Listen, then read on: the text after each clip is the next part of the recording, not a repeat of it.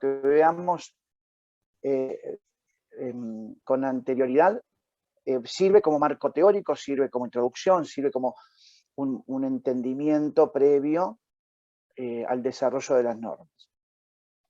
Pero la ley 24241 es la ley que ya comentamos la clase pasada, que se promulgó en el contexto de la década del 90, instaurando un régimen mixto, donde coexistía un sistema previsional estatal, un sistema de reparto y un sistema de capitalización individual. Esa ley fue rápidamente tildada de inconstitucional en varios decretos, y a lo largo del tiempo se fue modificando en algunos casos, derogando artículos, o sea, hay artículos que no están vigentes hoy, y en otros casos modificando artículos. Estas modificaciones se dieron porque se promulgaron otras leyes nuevas o porque hubo decretos presidenciales que modificaron la ley. Por eso, el conjunto de esos decretos y de esas leyes que modificaron la 24241 es lo que vamos a estar estudiando en términos generales. Comienza entonces, yo le subí en el Classroom la 24241 actualizada, con los artículos modificados. Ay, cerraron una puerta. Esperen que voy a ver si hay alguien que hay que mutear. Y si no, por favor, fíjense de mutearse. Les decía, las tres leyes más importantes que conforman la estructura, la columna vertebral del régimen previsional es la 24241, la ley denominada Ley SIPA, que también se las subí, yo no recuerdo, 24, a ver si alguien me menciona las que subí. 26. Hola, profe. Sí. Las que subió fue la 26.425 y la 27.260. Bien. Y después si nos ubicamos en una línea... espera ahí. Perdón. No, gracias. Si nos ubicamos en una línea de tiempo, la primera que mencionaste, la ley SIPA, se promulgó, o sea, en el año 94 se promulga el nuevo sistema integrado de jubilaciones y pensiones, que es la ley 24241, y en el año 2009 entra en vigencia la ley SIPA, que en términos generales se destaca porque elimina el sistema de capitalización. Entra en vigencia enero del 2009. Y luego, la tercera que mencionaste, es la que implementa en el 2017, en el 2015, el gobierno de Macri. Digamos que son 3 puntos normativos, que las modificaciones sustanciales que se 241 en virtualidad. No sé si se me corta un poco porque a veces me congelan. ¿Me escuchan bien ustedes? Se cortó. Sí, profe, le está dando cortado. Profe, si apaga la cámara, capaz que se corta. imaginaba. Hola, buenas tardes, ¿me escuchan? Ah, bien, está Karina ahí. Perfecto. Ah, perfecto, buenas tardes.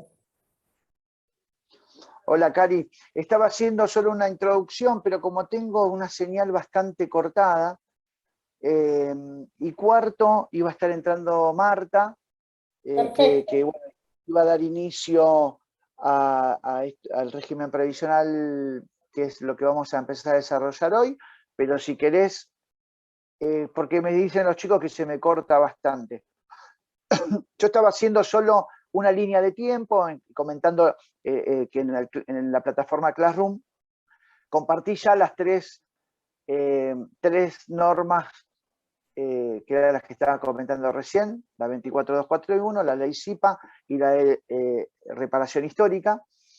Y un poco le estaba comentando esta línea de tiempo, de cuáles son los hitos en esta línea de tiempo desde 1994 hasta la fecha, de modificaciones normativas. Eso era lo que estaba haciendo como introducción, pero si querés tomar la posta, mejor, porque está medio que se me corta.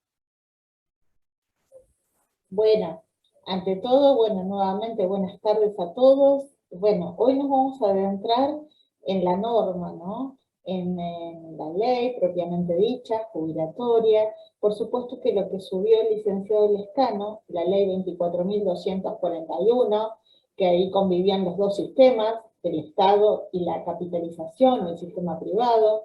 Luego tenemos la 26.425, que nosotros tomamos también como referencia cuando se elimina la capitalización y queda el sistema del Estado. Y la 27.260 es una ley que le llamamos ley ómnibus, que ustedes habrán sentido nombrar mucho, sobre el tema de la reparación histórica, ¿sí?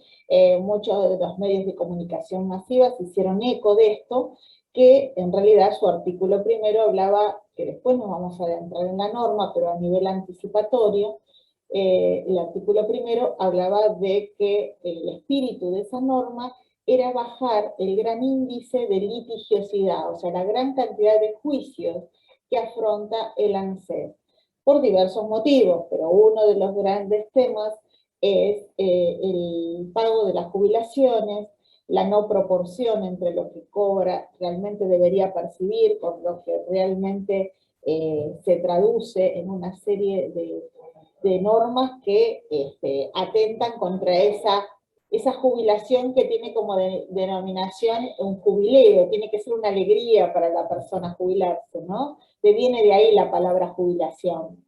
Cuando nosotros comenzamos con esto, decimos que estas son las normas que nosotros, que a ustedes también les importan mucho, que tienen que ver con el parcial, ¿sí?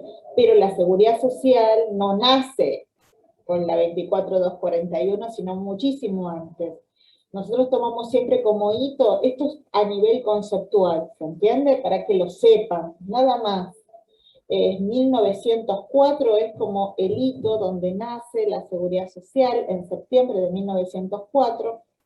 Allí el sistema previsional estaba reservado, como les diría, para unos pocos, que tenían que ver con los empleados de la administración pública, y luego vamos a hacer un salto así cuántico, tengan en cuenta también los momentos políticos, sociales y económicos del país, ¿no? Hubo un gobierno también peronista, o sea, de corte peronista, por eso en 1955 se crea la Caja de Trabajadores Autónomos, que tenía por naturaleza, ahí no existía lo que se llamaba el monotributo, ¿verdad? O sea, la gente aportaba como cuenta propia, como cuenta propista, y desarrollaba una actividad. Hoy subsiste el trabajador autónomo junto con el monotributista, después lo vamos a ver. Se toma como letritas del abecedario, de la A, así sucesivamente, desde las categorías mínimas hasta una categoría mayor, según el tipo de actividad que uno desarrolla, ¿sí? En esa época también, de corte netamente social, nosotros ¿qué teníamos? Teníamos muchísimas cajas de jubilaciones, por supuesto también no existía el ANSES, ¿verdad? Había alrededor de 16 cajas, 17 cajas, que estaban nucleadas por actividad. Todavía quedan algunas personas que conservan en su poder determinados carnecitos como de afiliación, carnecitos, mejor dicho, de afiliación a determinada actividad. Entonces vemos el nombre y apellido de la persona y dice ex caja de ferroviarios, ex caja de aeronavegantes, ex caja de trabajadores de la industria gráfica, ¿me siguen? O sea, era el auge de estas cajas, ¿por qué? Porque tiene que ver con esto del sindicalismo, que tiene que ver también con principios y cosas que vimos en la parte histórica, que tiene que ver con el cooperativismo, el mutualismo, o sea, agruparse por actividad. Entonces existían estas cajas tenían su autonomía, digamos, financiera, administrativa, y cada uno, digamos, jubilaba y nucleaba a su propio personal, ¿sí? Luego vamos a saltar un poquito más y nos vamos a 1968. Eso, ahí ya sí empezamos a ya tomar hitos que vamos recordando. Ahí en 1968 desaparecen esas cajas por actividad, ¿sí? y se van a nuclear en 3 grandes cajas de jubilaciones, 2 que se van a desarrollar y van a tener que ver con la relación de dependencia, y una para los trabajadores autónomos, eso que yo les venía diciendo. Por eso antes se llamaba caja de trabajadores independientes, luego ya tomó más la denominación de caja de trabajadores autónomos. Ya estamos en 1968. Entonces había 3 cajas, 2 les dije para dependientes, 1 para autónomos, la de autónomos, caja de trabajadores autónomos. Después teníamos la caja del Estado y servicios públicos, que englobaba todo eso, y otra caja que se llamaba caja de la industria, comercio y actividades civiles. Caja de trabajadores autónomos, caja del Estado y servicios públicos, y caja de la industria, comercio y actividades civiles. ¿Estamos de acuerdo hasta ahí? Ese régimen estuvo mucho tiempo, hasta que va a venir la 24241. ¿Sí? En ese régimen había determinados requisitos que no son los de hoy. ¿Sí?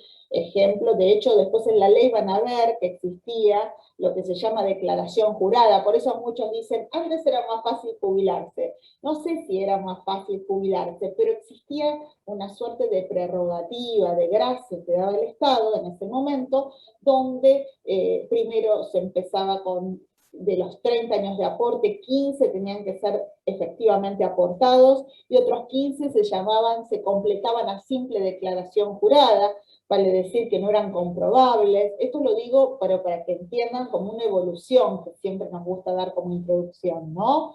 Las mujeres en relación de dependencia se jubilaban a los 55 años, estoy hablando del régimen general. Ustedes saben que nosotros convivimos con distintos regímenes donde hay a veces bonificaciones de la edad y los años de servicio en virtud del tipo de tarea o función, ¿no? Pero en términos generales, en ese momento, por ejemplo, las mujeres se jubilaron a los 55, los hombres a los 60 en relación de dependencia, ¿sí?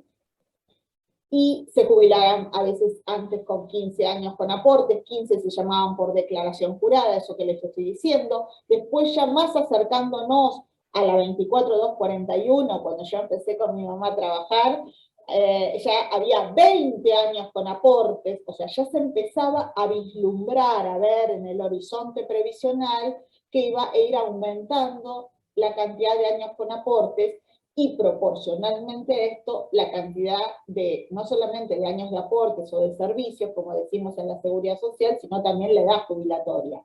Entonces, ya acercándonos ya a la 24241, nosotros ya vamos a tener que, ya estábamos en un momento que necesitábamos de los 30 años, 20 con aportes, 10 por declaración jurada. ¿Me siguen? Esto es a nivel conceptual, para que sepan cómo llegamos al hoy. La 24.241 es una ley que en realidad, vieron que las leyes pasan por diferentes procedimientos, ¿no? Primero se promulgan, se sancionan y luego se publican. Cuando se publican, entran a ser netamente operativas, o sea, puedo ponerlas en funcionamiento y aplicarlas. Entonces, en realidad, la ley se sanciona ya por diciembre del año 93, pero nosotros tenemos en esa brecha que va del 93 a julio del año 94, un periodo lo que le llamamos de transición. Como siempre, y como ya les anticipo que seguramente va a ocurrir, porque se está trabajando en eso, hay que, digamos, no se puede en general saltar por ejemplo, de 20 años a 30 años que hoy necesitamos. Entonces hubo que crear, que lo dice la norma en 2 artículos que después van a ver en la ley, que hay, no lo vamos a preguntar, pero para que se den cuenta de qué viene, que hay un gradualismo, o sea, fue aumentando cada 2 años la cantidad de años con aportes y la edad de las personas. ¿Está bien? Para llegar al hoy. Hoy, nosotros para jubilarnos, vamos a ver que necesitamos en el régimen general, una mujer se jubila a los 60 años, un hombre a los 65, ¿sí? Y con 30 años de servicios con aportes. Cuando hablo de 30 años es porque hoy ya no hay eso que les hablé de la declaración jurada. ¿sí? Son puros, años puros de servicio. ¿Cómo los logro? Bueno, eso es otro tema, que yo pueda echar mano, como decimos con la doctora Esteves, a una moratoria, o a distintas situaciones, eso es otra cosa. Pero ya no existe una prerrogativa del Estado, algo que me beneficie como para completar a simple declaración jurada. ¿Está bien? Entonces, entre que pasa esa transición para lograr llegar a los requisitos de la ley, nosotros vamos a tomar como fecha de plena entrada en vigencia de esta ley 24.241, vamos a tomar julio del año 94. Julio del año 94. Ahí sí ya tenemos que nosotros empezar a adentrarnos en la norma. ¿Sí? Todo lo que les dije anteriormente es un raconto histórico. 1904, después la creación de la caja de autónomos, las cajas por actividades, 1968, donde se nuclean en 2 cajas de relación de dependencia y una de autónomos, para llegar a ya lo que es más contemporáneo. Hasta ahí me comprendieron, como un breve pantallazo para llegar al hoy y dónde nos vamos a situar para comenzar a desentrañar la ley. ¿Sí? Muy bien. Sí, profe. Bueno, entonces estamos ya situados en la ley 24.241. Por favor, les pido que si llegan a ver, porque yo no me doy cuenta, a veces cuando llega la doctora Esteves me avisan, por favor. ¿Me hacen de secretarios virtuales? Dale, profe. Muy bien, bárbaro. Así cuando viene, por supuesto el licenciado Lescano, cuando viene la doctora Esteves prosigue, porque en general ella hace esta introducción. Bueno, siguiendo con este hilo conductual, decimos lo siguiente. En julio del año 94, es difícil para nosotros comprender, y muchos de ustedes cronológicamente por la edad, que existían, como dijimos nosotros, 2 sistemas. Un sistema del Estado, como lo tenemos hoy nosotros pensamos siempre en ANSES, ¿verdad? Y un sistema de capitalización. Ahí justamente en julio del 94 es donde se crea ANSES. ¿Qué es ANSES? Administración Nacional de la Seguridad Social. Que vieron cuando hablamos de entes gestores del sistema, bueno, es el gran ente gestor de los sistemas de seguridad social que otorga, ¿qué? Prestaciones, las prestaciones.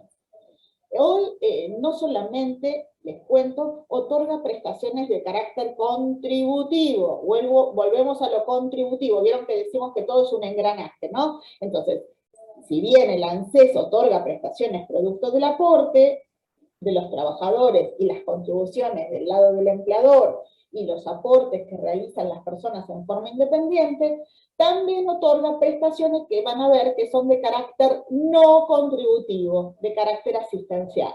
Por eso un amigo mío dice, ese gran elefante que pisa fuerte, pero que en realidad es el ANSES, que tiene mucho, abarca muchas cosas, ¿sí? En el año 94 se crea el ANSES como organismo, desaparecen esas 3 cajas que yo les mencioné, caja de industria, comercio, actividades civiles, caja de Estado y servicios públicos, y autónomos, para convertirse en este gran ente que es el ANSES, ¿está bien? Pero además, porque nuestra materia, voy a seguir siendo repetitiva, tiene que ver, como dice el doctor Faciolo, como una fotografía que está situada en el tiempo, en el momento histórico, político y social, no es que esté haciendo política, es lo que ocurría o lo que ocurre, ¿verdad? Están siempre ligadas a veces las políticas de Estado con los momentos políticos que pasa en el país. Entonces, en ese momento, ¿qué ocurre?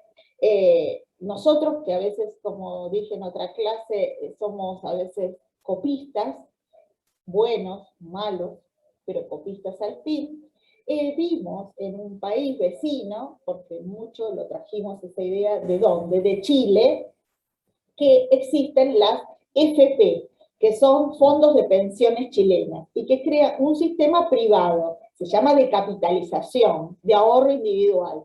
Lo traemos a nuestros días, es como si yo, obviamente, tengo una cuenta en el banco, y yo voy poniendo dinero ahí. ¿Me siguen? Una parte era lo que realmente yo debía contribuir a la seguridad social, o aportar a la seguridad social, e inclusive había también la posibilidad, en ese momento, de aportar voluntariamente, porque era un sistema que, como decían las propagandas de televisión en ese momento, me iba a permitir que cuanto yo más capitalizara, ¿se acuerdan los orígenes de la seguridad social? Si el ahorro individual, que después pasó a ser colectivo, lo paso a ahorro digamos, con capitalización, ¿qué quiere decir esto? Que me va a dar una renta, una rentabilidad. Es como si yo tengo, obviamente, un plazo fijo que me va a dar intereses. ¿Me siguen? Estoy haciendo como una comparación. Entonces, esto sería que yo iba a entrar en un sistema de jubilaciones que cuanto más tiempo pasara en ese sistema, yo más iba a capitalizar en esa cuenta y me iba a asegurar, voy a hablarlo en este tiempo verbal, me iba a asegurar una mejor jubilación. ¿Estamos de acuerdo? Pero por supuesto, si estamos hablando de capitalizar, que habla de una determinada permanencia. Entonces no hace falta pensar mucho que si yo ya estaba cercano al hecho jubilatorio, no iba a llegar a capitalizar mucho. Está, porque en mucho tiempo no iba a permanecer en ese sistema. En cambio, si estaba pensado para una persona, ejemplo, yo hoy tengo 30 años, no los tengo, pero si tuviera 30 años y me jubilo a los 60, bueno, wow, estoy capitalizando 30 años de aportes en esa cuenta y me va a servir y voy a tener una jubilación muy buena. Ese era el paradigma, esa era la idea en ese momento. ¿Me siguen? Esa idea que fue sacada de Chile, que se llaman FP chilenas, y acá se llamaron AFJP, aseguradoras de fondos de jubilaciones y pensiones. ¿Sí? Esas aseguradoras de fondos de jubilaciones y pensiones venían, al principio había muchísimas con distintas denominaciones. Por ejemplo, Consolidar, AFJP, Siembra, AFJP, Orígenes, AFJP, diversas AFJP.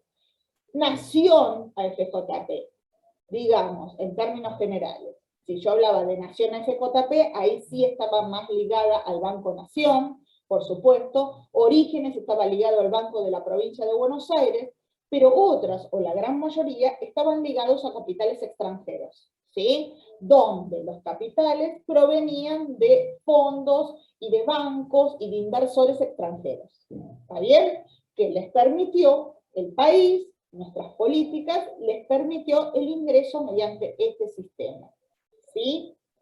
Paralelo a eso, se crea el ANSES. Entonces convivieron, en ese momento, nos situábamos, vuelvo a julio del año 94, teníamos dos sistemas que convivían juntos, un sistema de capitalización no privado y un sistema del Estado, ¿sí? Que vamos a ponerlo que estaba bajo la órbita, bajo el amparo de esta ley 24.241, que es la que tenemos que empezar a estudiar para el parcial. ¿Estamos de acuerdo? Entonces, teníamos esos dos sistemas. En el medio, les voy a mencionar una ley, que es bueno leerla, que es la 26.222. 26.222. Después vamos a volver a esa ley. Porque obviamente, que a veces, obvio no es tan obvio, en realidad se debía haber publicitado mucho el tema este, como les dije, de poder decir me quedo o me voy, ¿se acuerdan que les dije? Pero no se hizo lo suficiente, entonces a veces hay gente que quedó atrapada o se encontraba que se iba a jubilar y se encontraba que estaba en una FJP. Vuelvo a decir, en realidad la gente que no podía capitalizar o no había logrado por su edad cronológica, vamos a poner un supuesto, en realidad mucho esto no le convino a los efectos de una buena jubilación. Pero es lo que había, ¿verdad? En ese sistema de capitalización lo único que vamos a referenciar es que las prestaciones eran similares, pero no iguales a las que da el Estado. ¿Qué quiero decir con esto? Una persona que cumplía la cantidad de años de aportes y de edad se podía jubilar, ¿sí? Entonces le llamaban modalidades de pago, estas compañías, ¿sí? Entonces una de esas modalidades era el retiro programado, le llamaban retiro programado, otro retiro fraccionario y otro se llamaba renta vitalicia. ¿Está bien? eran formas de denominación de las prestaciones. No hablábamos de la jubilación, como la hablamos hoy. Ellos le decían JO, pero en realidad, JO, jubilación ordinaria, pero en realidad se aplicaban bajo diferentes modalidades que tenían relación con cuánto había capitalizado la persona.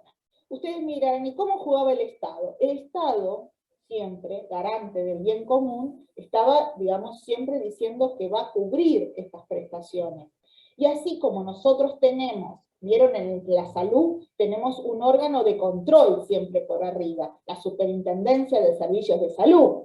Bueno, en los riesgos del trabajo pasa lo mismo, siempre hay un órgano por arriba. Bueno, en las AFJP también existía la Superintendencia de AFJP, que controlaba el deber de controlar a todas esas AFJP, ¿sí? Perdón, algo que no entendí.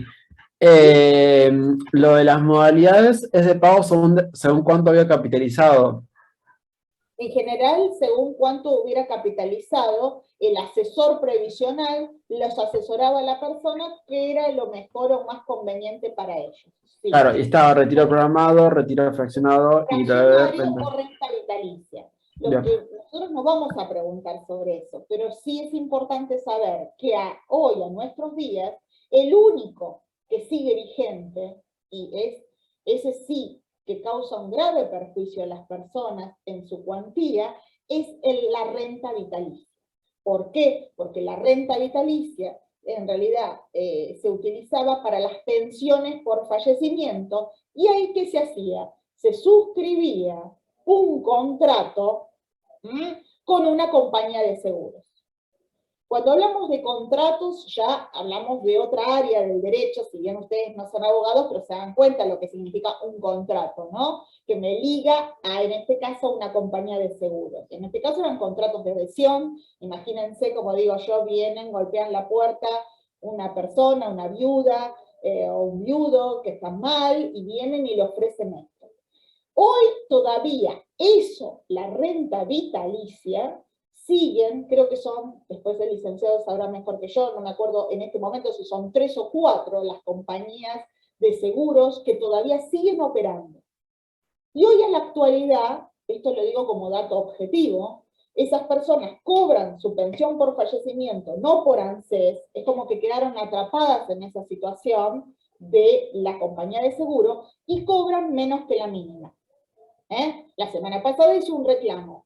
Sí, van a ver que hoy la jubilación mínima ronda en los 26.900 y pico de pesos.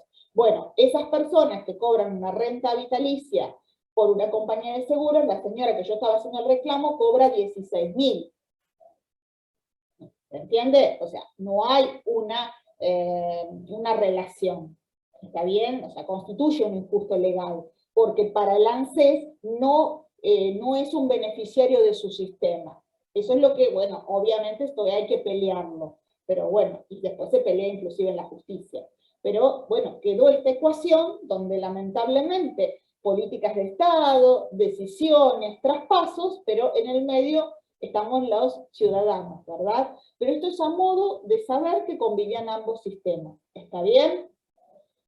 Y porque después, cuando vamos ahora a desglosar la prestación del gran combo de la jubilación, nos vamos a dar cuenta de que por qué se tienen denominaciones, cuando yo le diga prestación compensatoria o adicional, vienen de ese concepto que venía de la capitalización. Así ya nos es más fácil, es como que ya entendemos de qué estamos hablando. Oscar, ¿nos adentramos en la norma, te parece? ¿O esperamos a Marta? Profe. Sí, cómo no, te escucho. ¿Cómo está? Mi nombre es Valeria. Le quiero Hola. consultar que estuvo diciendo recién del tema de las modalidades de pago, eso me quedó claro. Lo dijo con respecto a la ley 26.222, ¿no? Que todo eso entraba ahí. No, lo dije en relación a la ley 26.222, es la ley que creó, dentro de otras cosas, el tema de la opción. ¿Me quiero quedar en el Estado o me quiero ir a este sistema de capitalización? Las modalidades de pago, y esto que están poniendo en el chat, que está muy bien, tiene que ver, dijo, retiro programado, renta vitalicia, y la otra, retiro fraccionario. ¿Está bien? Esto no, esto deviene del mismo espíritu del sistema de capitalización. Ah, ¿Sí? perfecto, Está perfecto. dentro de la norma, no nos confundamos. No, 26.222, recuérdenlo más que todo por este tema de la opción. Eso es lo que más a nosotros nos importa que sepan, que en un momento hubo una opción entre quedarme en el Estado o ir al sistema de capitalización, ¿sí? Bueno, Profe. perfecto, gracias. Sí, Profe, escucha. Gabriela soy. Sí, Gabriela. Yo que no tengo 20 años y en algún momento estuve, yo recuerdo que en esa oportunidad directamente nos sorteaban, o sea, sorteaban y te adjudicaban directamente una FJP, y si vos querías volver al Estado tenías que hacer el caminito inverso, o por lo menos eso me pasó a mí en mi trabajo en ese momento, en el Sí, no 2000, quise, 2002. sí, muy bien tu experiencia. En realidad no quise decir todas las situaciones que ocurrieron. Bueno. No, pero una cosa es el deber ser y otra cosa es el ser. Yo enseñé Lo que el deber terminó ser. pasando, claro, El en la deber ser realidad. era que me dijeran, ¿querés optar? Pero bueno, en realidad, muchas veces el promotor, con su valijita, había distintas formas, pero podía ir a una empresa, llamémosle Firestone, y le hablara a ese empleador de las bondades de que viniera digamos, que pusiera a todos, a la nómina de sus empleados, o su base de datos, tener a mano, para poder traspasar a la gente. Y la gente, a veces ese empleado, no se daba cuenta que estaba en esa FJP y recién se noticiaba de eso con el hecho jubilatorio. Eso no era lo correcto, ¿eh? Lo correcto era, en ese momento, bueno, la oficina de personal, hoy decimos todos recursos humanos, llamarme, decirme, querés hacer esto, querés hacer otro, porque de hecho existía una norma que decía que tenía que optar. ¿Quién tiene la potestad de optar? Yo, que soy el protagonista de mi historia. Pero bueno, no pasaba, y a veces mucha gente sacaba lo que hoy también sería una sábana de aportes y decía, ay, pero doctor, estoy en Orígenes. ¿Cuándo? Si yo no firmé nada. O sea, era Claro. medio compulsivo, ¿está bien? Eso me pasó a mí. En un momento me llegó un resumen de Orígenes a FJP. Digo, si yo no opté nunca, tuve que hacer el caminito inverso para volver al Estado algunos años después. El ¿Puedo licenciado agregar algo de Lescano va a agregar información? algo que él sabe mucho del tema. Sí, en realidad todo el tema que ya un poco lo comentamos en la clase pasada respecto al espíritu que atravesaba la promulgación de la ley, que ubicamos en el contexto de la década del 90, donde había una situación geopolítica que favorecía de alguna manera el entendimiento de que era una alternativa viable la capitalización. Me parece interesante lo que está diciendo la doctora para entender que cuando ustedes aborden la lectura de la ley 24241 siempre va a estar presente algún rasgo vinculado a la capitalización, porque lo que se trataba de hacer era incentivar ese subsistema y que de alguna manera el Estado deje de tener una carga fiscal con los futuros jubilados y que lo trasladará al mercado, en este caso al sistema de capitalización. Concretamente, más allá de que las situaciones que comenta la doctora, que el miércoles pasado también comentó, de las malas praxis de asesores previsionales, como se llamaban en su momento, o de los vendedores, que existían y que existieron, en realidad parte de ese espíritu que atravesaba la ley estaba plasmado en cada artículo. Estamos hablando en este caso de que la opción que tenía el trabajador para elegir el subsistema tenía un plazo de tiempo y estaba previsto en la ley, no recuerdo bien si era el artículo 30 o el 34, pero que estaba previsto que esa opción, que si el trabajador no ejercía esa opción después de, en un momento fueron 60 días, después fueron 30 días, el Estado los sorteaba a una determinada FJP, de manera aleatoria. Entonces, en este caso, en general, la mayor parte de los casos en donde el trabajador aparecía vinculado a una FJP y decía, pero yo nunca ejercí mi elección, lo que sucedía era que el Estado cumplido ese plazo previsto para ejercer la opción, lo sorteaba a una FJP. Luego también, en menor escala, estaban estos casos de mala praxis, de incentivos que todo sistema de capitalización o capitalista, si quieren, termina pervirtiendo, digamos, ¿no? Porque hay un fin de lucro, diría el doctor, si estuviera en esta charla. Entonces, me parece que para remarcar es que ahora vamos a empezar a desarrollar la ley y vamos a desandar cada uno de sus apartados en sus ejes más importantes. Creo que esta introducción que estaba haciendo la doctora Banstedt nos sirve para entender que va a haber términos y que va a haber artículos en donde se va a hacer referencia. Por ejemplo, cuando encuentre el artículo que dice opción, ese artículo está derogado en este momento. Nosotros le vamos a ayudar a identificar cuáles son los artículos que están derogados. Pero en algunos otros que siguen vigentes hay algunas palabritas que están vinculados, por ejemplo, a las modalidades de cobro que acaba de comentar la doctora, que como bien dijo, había dos, el retiro programado y el retiro fraccionario, ya no están vigentes, mientras que las rentas vitalicias, si bien hoy no está la alternativa de tener esa modalidad de cobro, como un efecto residual, bueno, están los casos que ella mismo comentó. Entonces, me parecía importante, digamos, poner en contexto de que toda la ley 24.241 originalmente estaba atravesada por este espíritu. Y en general, tanto la ley 26.222 como las reformas que se llevaron adelante por decretos y con diferentes normas, fueron equilibrando esta balanza que desde el origen estaba viciada, ¿no? Digamos que había una intencionalidad de que se incline la balanza hacia el sistema de capitalización. La ley 26.222 de alguna manera empieza a equilibrar esa balanza que luego se da por tierra con la ley SIPA, donde directamente por una cuestión de contexto también geopolítico, económico y fundamentalmente por una cuestión de cambio de ideología en el gobierno, se lleva adelante de alguna forma lo que se llamó la estatización del sistema. Pero bueno, quería hacer esa aclaración nomás del tema del ejercicio de la opción y del sorteo que estaba previsto y que no me acuerdo quién era quien estaba hablando, seguramente había sido sorteada, como se decía en su momento. No sé si está la doctora Esteves, creo que por ahí, o me acaba de llamar.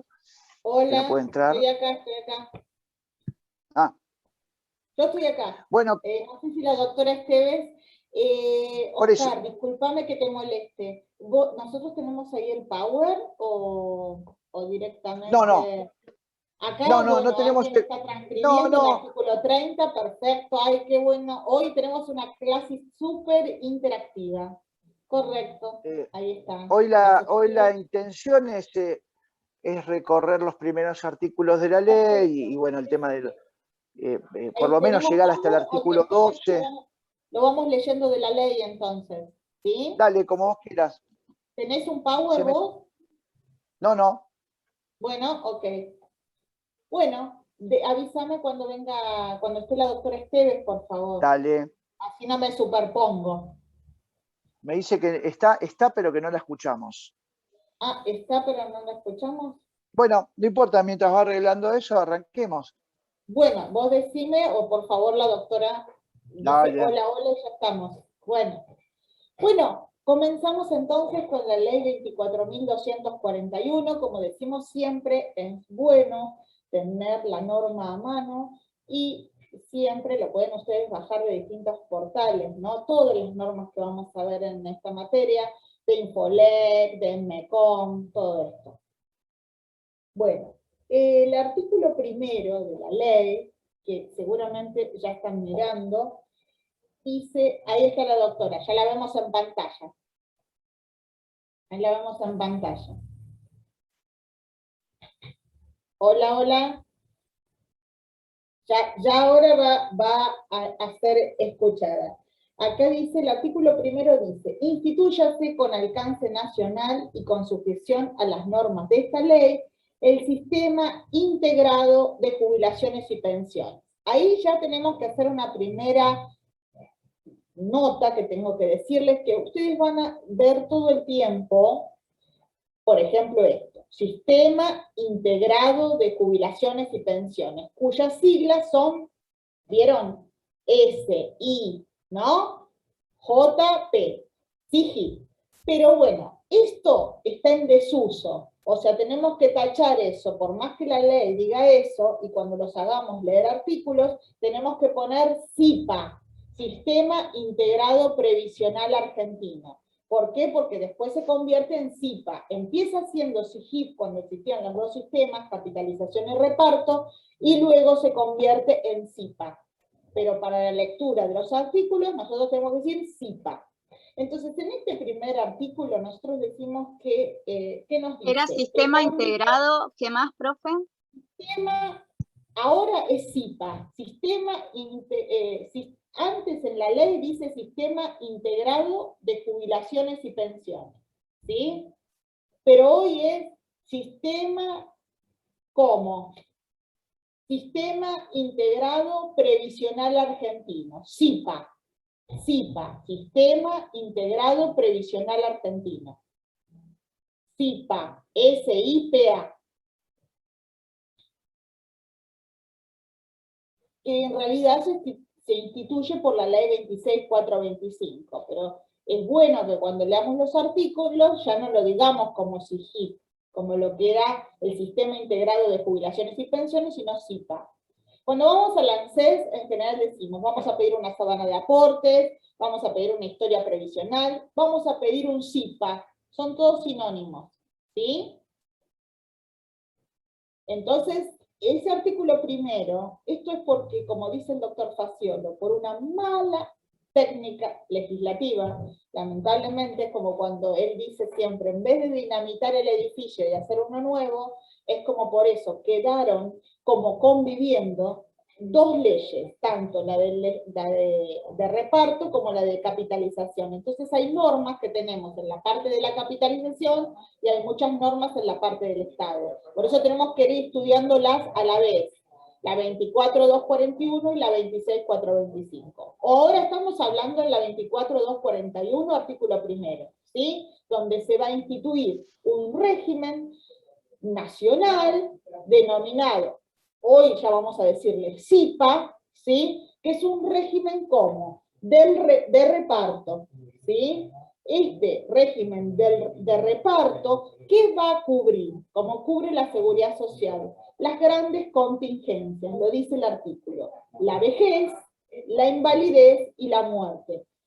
Cubre muchas más contingencias, pero digamos que todos nacemos, envejecemos y morimos, ¿o no? Eso sí, porque son los grandes hitos de la vida. Luego, como nuestro derecho, obviamente, es un gran contrato intrageneracional, también va a cubrir el desempleo, una enfermedad, distintas situaciones. Muy bien.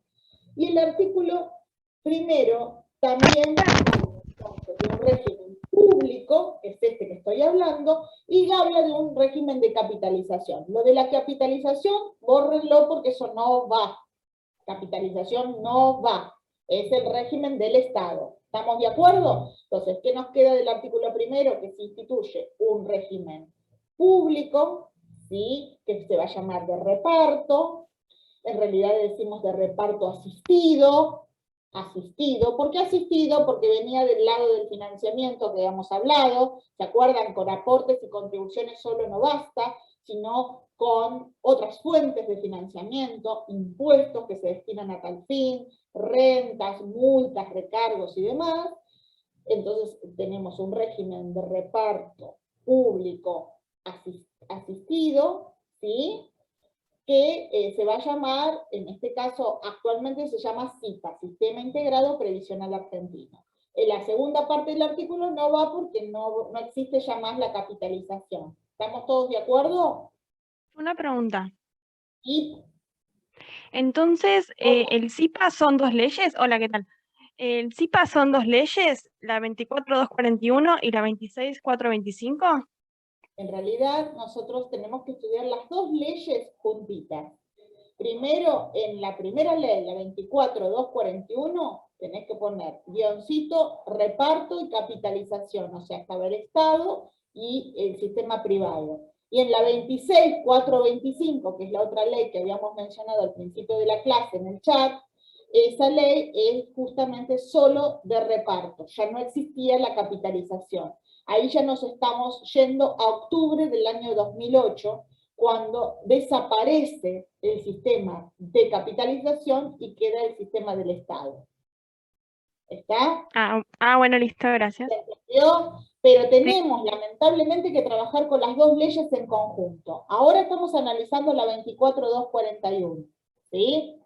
Que en ese momento convivía con las dos, pero para hablar los artículos que son generales, nos sirve perfectamente la 24.241, porque está hablando de aspectos generales, vas a ver quiénes tienen la obligación de aportar, quiénes pueden voluntariamente aportar, qué pasa con la gente que aporta simultáneamente. Para todo eso, digamos, la ley marco, la ley principal, es la 24.241, ¿sí?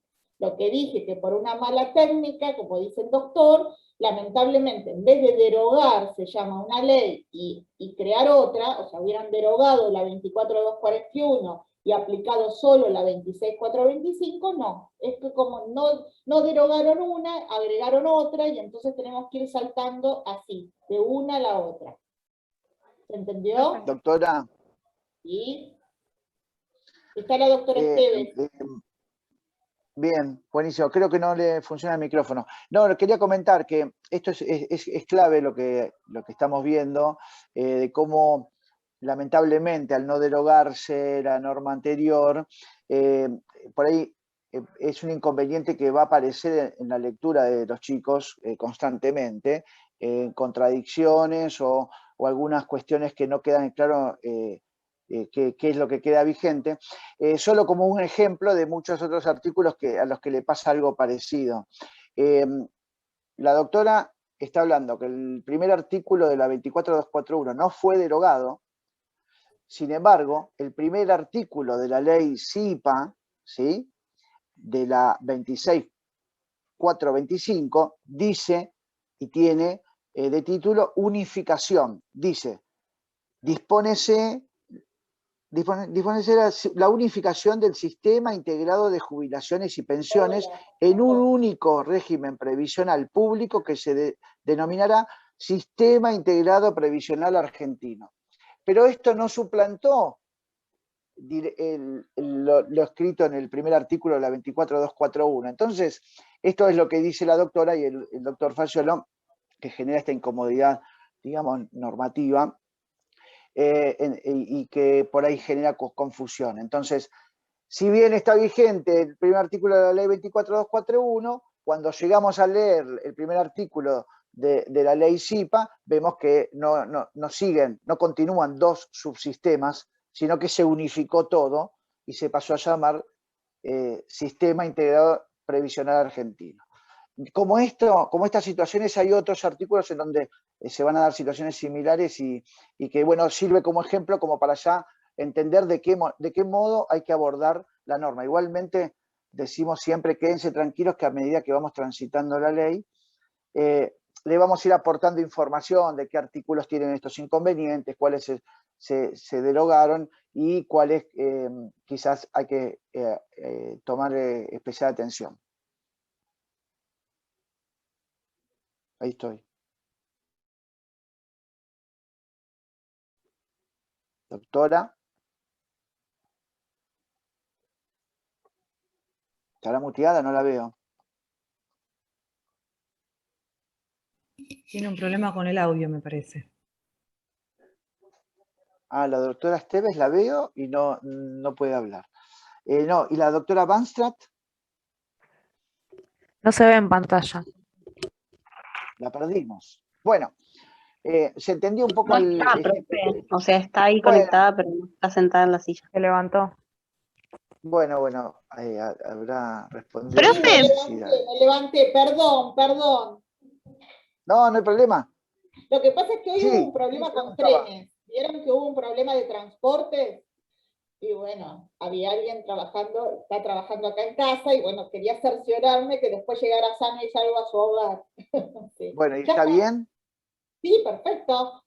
Y Ah, mañana bueno. va a haber una gran movilización también acá donde estoy, en la ciudad autónoma, donde va a haber, bueno, entonces va a ser complicado también el desplazamiento, por eso estaba haciendo las coordinaciones.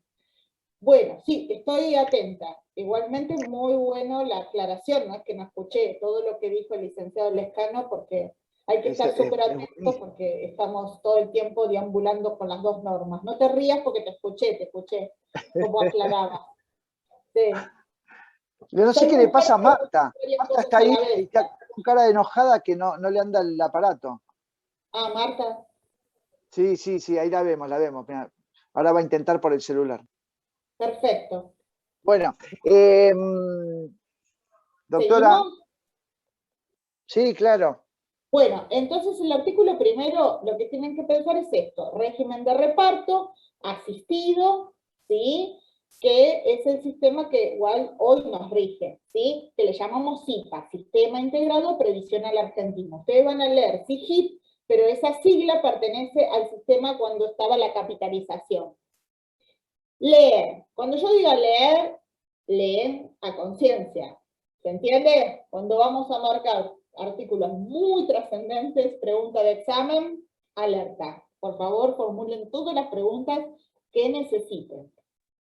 El artículo 2 es la incorporación voluntaria. Bueno, es un artículo sumamente largo, pero bueno, por supuesto lo más importante es la columna vertebral de eso. Háganse un pequeño resumen de quienes están obligatoriamente comprendidos en el régimen, pero para nosotros lo más importante que tienen que saber es que se cuenta con aportes. ¿Desde qué edad? Cualquiera puede desmutarse, ¿eh? ¿Desde cuándo uno dice que empieza a entrar en el mercado laboral? ¿Desde qué edad? Desde los 18. 18, profe, Desde 18 años. 18 años, correcto. En los antiguos regímenes previsionales se contaba desde los 16. Entonces, tomamos de los 18 años. Desde los 18 años, entonces, en principio, obviamente, si realizamos un trabajo, este trabajo no es un empleo no registrado, que es un gran tema del país. Lo hablamos porque después vamos a hablar del desempleo y del desempleo estructural. No Profe, estoy diciendo nada que no conozcamos, ¿no? profe, Sí. sí, perdón, una consulta. Yo tengo el Bien. libro de la ley que me dice que el Sí. artículo 2 es la incorporación obligatoria y el artículo 3 es la incorporación voluntaria. ¿Es Correcto. así? Es de la edición, porque usted nos dijo el artículo 2, incorporación voluntaria. No, perdón, bueno, me equivoqué. Disculpame. No, lo quería saber de si estaba bien o no. No, está perfecto, está perfecto. Muchas gracias. Incorporación obligatoria, sí. Estos son los que están obligatoriamente comprendidos. Si dije lo contrario, está mal, ¿está bien? No, obligatorios. ¿Quiénes están obligatoriamente comprendidos? ¿Sí? ¿Está? Perfecto, gracias. Bien. Bueno, incorporación obligatoria. Entonces, desde los 18 años comenzamos a generar aportes, siempre que estamos en el mercado formal, como dije. Por supuesto que acá lo expresa de otra manera. Dice, personas que desarrollen, digamos, están obligatoriamente comprendidos en el SIGIP, dice, pero en realidad sabemos que es el SIPA, y sujeto a las disposiciones que sobre afiliación establece esta ley y las normas complementarias que se dicten, las personas físicas mayores de 18 años de edad, que a continuación se detallan. Entonces ahí ya nos empieza a mencionar lo que les estaba diciendo. El artículo A habla de personas que desempeñan alguna de las actividades en relación de dependencia, que se enumeran en los apartados siguientes, aunque el contrato de trabajo o la relación de empleo público fuese a plazo fijo. Bueno, después dice los funcionarios. La alumna que me interrumpió, perdón, que no me salió el nombre, o alguien que tenga la ley, ¿puede ir leyendo algunos artículos? Igual esto es de lectura obligatoria y para que se vayan haciendo un cuadrito, no presenta dificultades, pero igual, ¿puede alguien leer el artículo 2? ¿No hay nadie con la ley? La persona Sí, que estaba profe, con la... Sí. leo la... Profe, acá estamos. Bueno, listo. Entonces dijimos, el artículo 2, el apartado A, eran las personas que desempeñan alguna actividad. Está. Después viene los funcionarios, ahí, a ver. Los funcionarios, empleados y agentes en forma permanente o transitoria que desempeñen cargos, aunque sea de carácter electivo, en cualquiera de los poderes de Estado Nacional, sus reparticiones u organismos centralizados, descentralizados o autárquicos, empresas del Estado, sociedades anónimas, con participación estatal mayoritaria, sociedad de economía mixta, servicios de cuentas especiales y obras sociales del sector público, con exclusión del personal militar de las Fuerzas Armadas, del personal militarizado o con estado policial de las fuerzas de seguridad y policiales. Muy bien, ahí hacemos un stop. Bueno, empieza ahí a mencionar, se dan cuenta, una serie de funcionarios, empleados y agentes que desempeñen alguna actividad de relación de dependencia en forma permanente o transitoria, y ahí empieza a nombrar, ¿no? En cualquiera de los poderes del Estado, nacional, de sus reparticiones, organismos autárquicos, descentralizados y demás. Lo importante es acá, en la última parte, ustedes saben que, y lo dice después el otro artículo, porque habla de personal civil de las Fuerzas Armadas y las Fuerzas de Seguridad y Policiales. En el caso, por ejemplo, de la Policía Federal, tiene su propia caja de jubilación. ¿Sí? ¿Qué quiere decir esto? Entonces, su personal, el personal no civil, porque el civil, que lo dice el otro punto de este artículo, va a ir sus aportes ¿a dónde? Al ANSES, ¿sí? En cambio, los que están, digamos, como los militares bajo bandera, o sea, que prestan servicios efectivos de carrera en ese lugar, eso es esfera solamente de la caja, una caja que es propia, ¿sí? Como la caja de retiros y pensiones militares, es una caja propia, que queda cerca del Teatro Colón, en la Ciudad Autónoma de Buenos Aires. La caja de la policía, bueno, los que conocen Paseo La Plaza, bueno, detrás del Paseo La Plaza, también en la ciudad, ahí está la caja de policía federal. Entonces, van a ese organismo, y ese organismo es el que le tramita la prestación, lo jubila y demás. No es la esfera de ANSES. Ahora, si es el empleado, el recepcionista de la caja, y es personal civil, o la persona que está en informes, esos sí son esfera de ANSES. ¿Se entendió? O sea, existen cajas digamos, propias, que se desprende de ese espíritu de lo que yo les hablaba de las cajas por actividad, en definitiva, ¿no? Pero bueno, que todavía conservan esa autonomía, esa independencia financiera, administrativa, todo eso, y ellos son los que pagan esas prestaciones. Ahora, todos los que prestan servicios en esos lugares, pero son personal civil, no, eso es esfera del ANSES, ¿sí? Muy bien. ¿Podemos seguir un poquito más? ¿La persona que estaba leyendo? Sí. 2. El personal civil de las Fuerzas Armadas y de las Fuerzas de Seguridad Policiales. Esos sí entran en ANSES, es lo que dijimos, personal civil, muy bien. Punto 3. 3. Los funcionarios, empleados y agentes que en forma permanente o transitoria desempeñen cargos en organismos oficiales, interprovinciales o integrados por la Nación y una o más provincias cuyas remuneraciones se atiendan con fondos de dichos organismos. Sí, muy bien, seguimos. 4. 4. Los funcionarios, empleados y agentes civiles dependientes de los gobiernos municipales y municipalidades provinciales, a condición que previamente las autoridades respectivas adhieran al SIG mediante el convenio del Poder Ejecutivo, al CIPA. Cuando vean SIG, bueno, digan CIPA, ¿sí? Perfecto. Mediante el convenio del Poder Ejecutivo Nacional. Muy bien. Funcionarios, empleados, agentes civiles, dependientes de los organismos municipales, de gobiernos y municipalidades provinciales, ¿no? A condición que previamente esas autoridades respectivas adhieran al CIPA. Esto tiene que ver con todo un sistema que es cuando hablamos de federalismo, ¿vieron cuando el doctor se refería a lo federal? Bueno, existe lo que se llaman sistemas de transferencia de cajas provinciales, de sistemas provinciales. Todos los que suscriban convenio a tal efecto, bueno, ellos van a ser esfera del ANSES, y el ANSES los va a jubilar. Es un artículo que es largo, ¿no? La persona que está leyendo...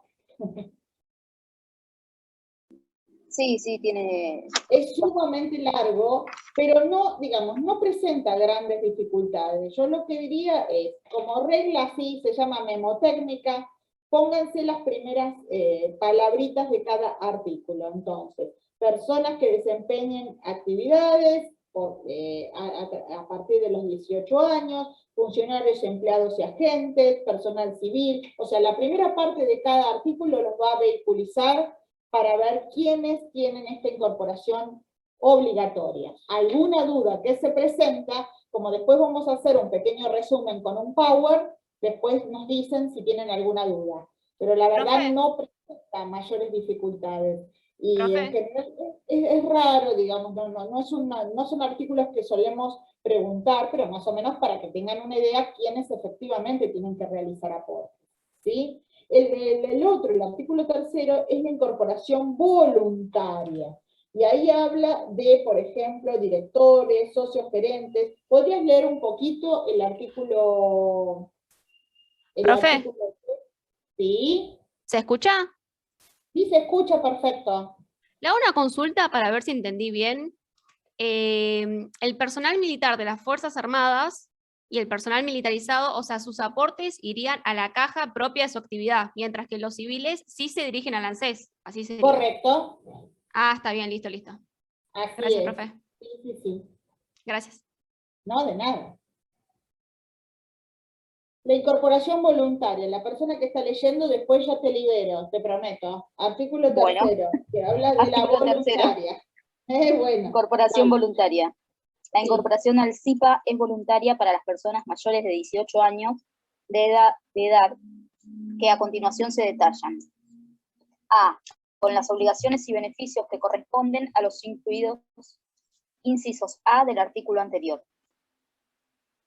1. Los directores de las sociedades anónimas por asignaciones que perciban en la misma sociedad por actividades especialmente remuneradas que configuren una relación de dependencia. 2. Los socios de las sociedades de cualquier tipo que no resulten incluidos obligatoriamente conforme a lo dispuesto del inciso D del artículo anterior. B. Con las obligaciones y beneficios que corresponden a los incluidos en el inciso B del artículo anterior. 1. Los miembros del Consejo de Administración de cooperativas que no perciban retribución alguna por esas funciones, socios no gerentes de las sociedades de responsabilidad limitada, síndicos de cualquier sociedad y fiduciarios.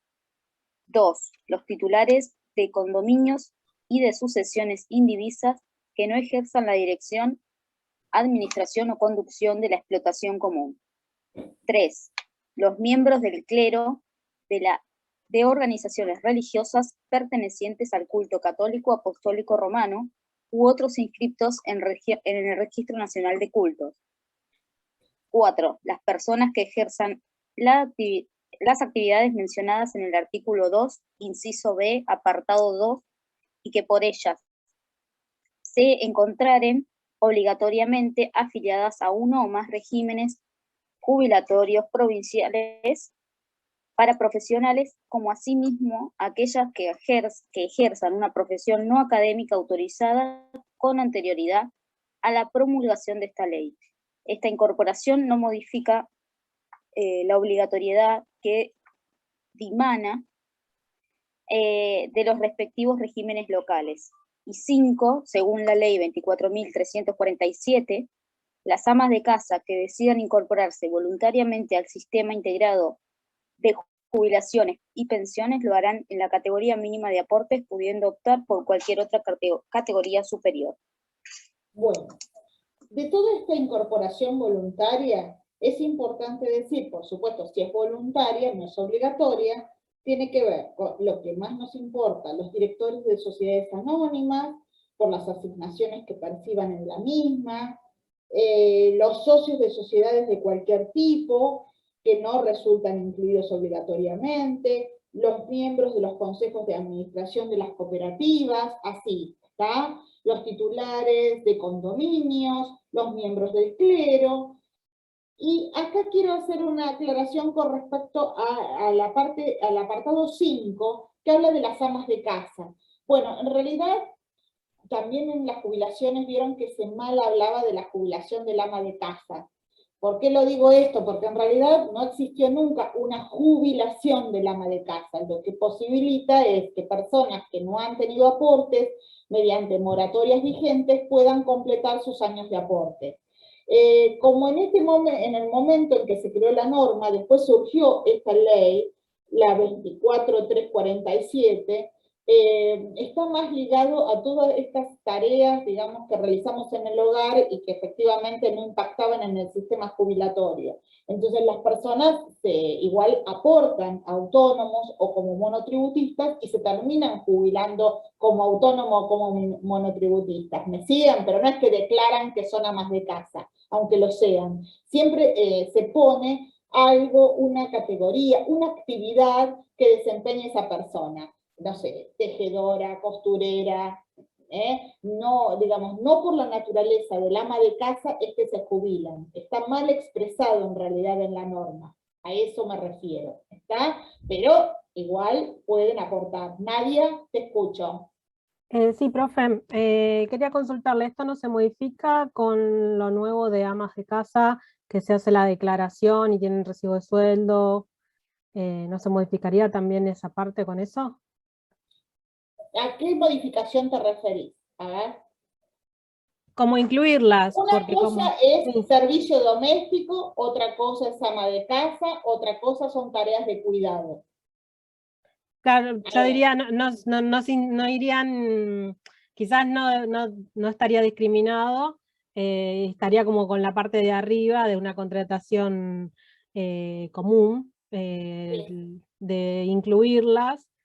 Me pareció raro, nada más, me confundí con eso de ama de casa y dije capaz tendrían que estar aparte de esto nuevo que salió, de que como que tienen un recibo aparte, una forma aparte de liquidación y todo eso. Claro, pero porque está mal redactado en la norma, por eso como decimos con el licenciado Lescano, como que da confusión, ¿está bien?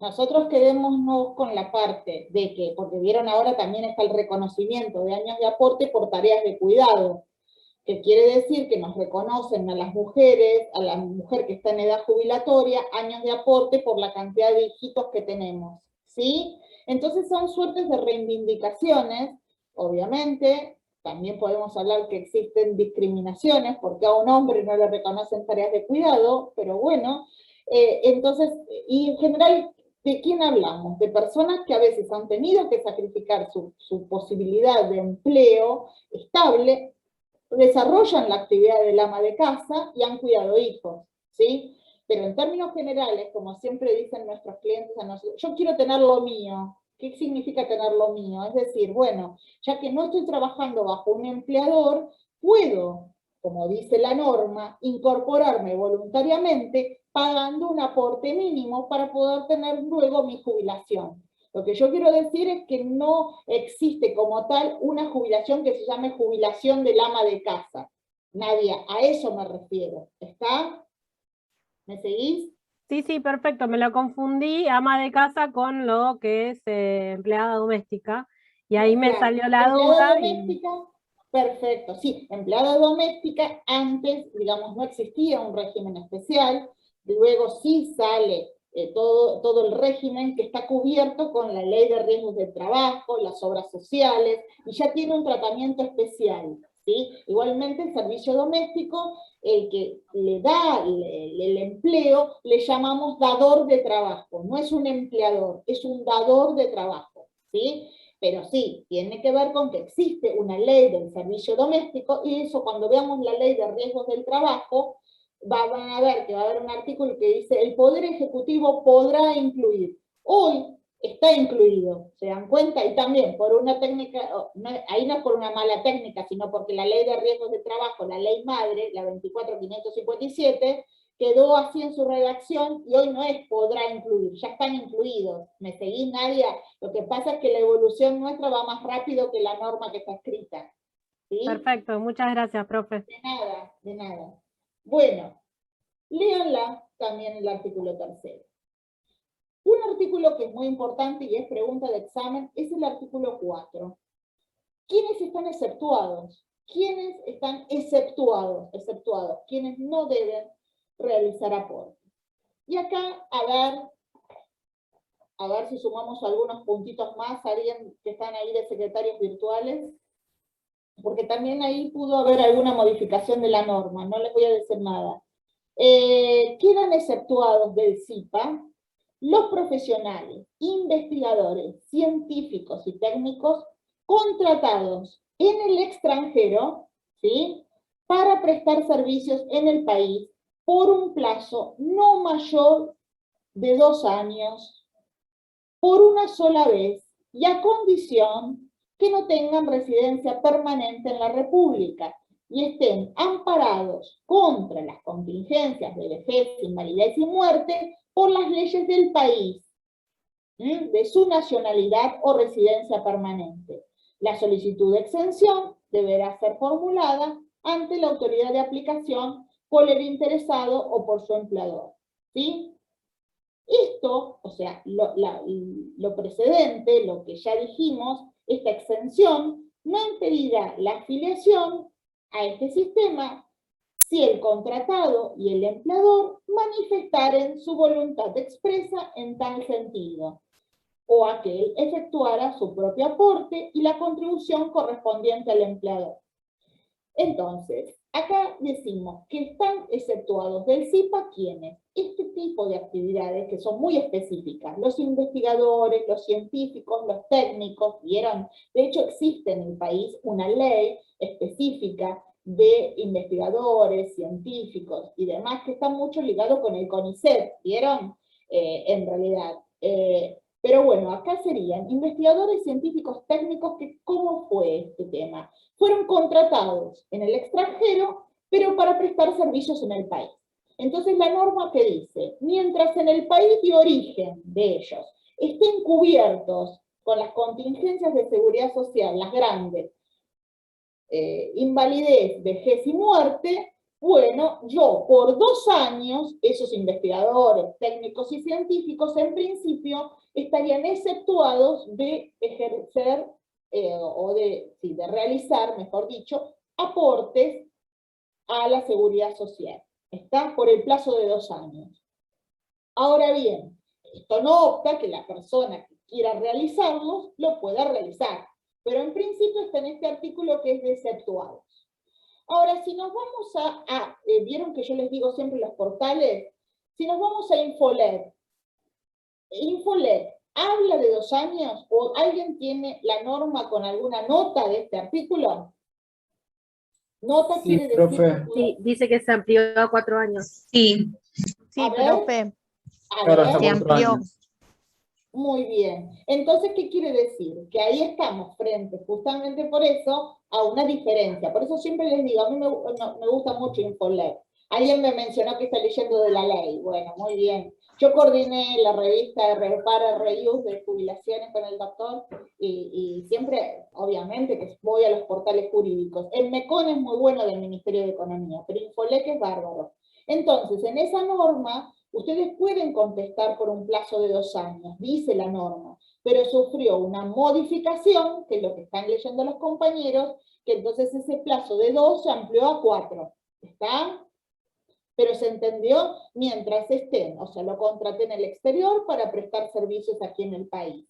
Y mientras estén cubiertos de las grandes contingencias en el país de origen, están en principio exceptuados de realizar aportes en el país. Esto no opta por un plazo de, dice la norma, 2 años, que fue ampliado a 4 años. Esto no opta que ellos puedan realizar aportes igual en forma simultánea. ¿Estamos de acuerdo? ¿Me entienden? ¿Profe? Sí, sí. Sí, profe. Sí, Profe, escucho. pero pasados esos 4 años, ¿no? Sí. Actualmente, luego, Sí. ¿qué pasa? ¿Ellos deberían aportar o cómo sería?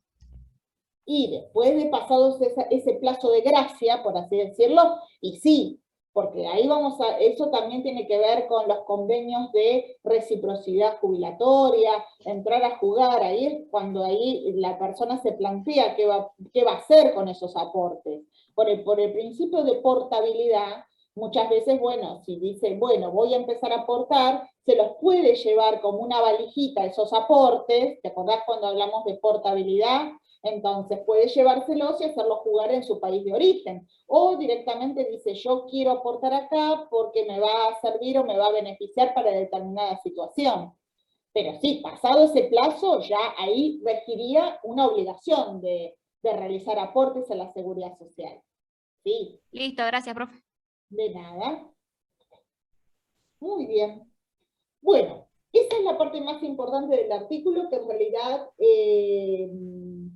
digamos, nosotros terminamos con la parte de que esta exención, no impedirá la afiliación a este sistema si el contratado y el empleador, o sea, es como una voluntad recíproca, dicen lo que estaba preguntando la compañera, realizar aportes a la seguridad social. Y ahí nos quedamos, ¿sí? Este artículo importante leer, estudiar.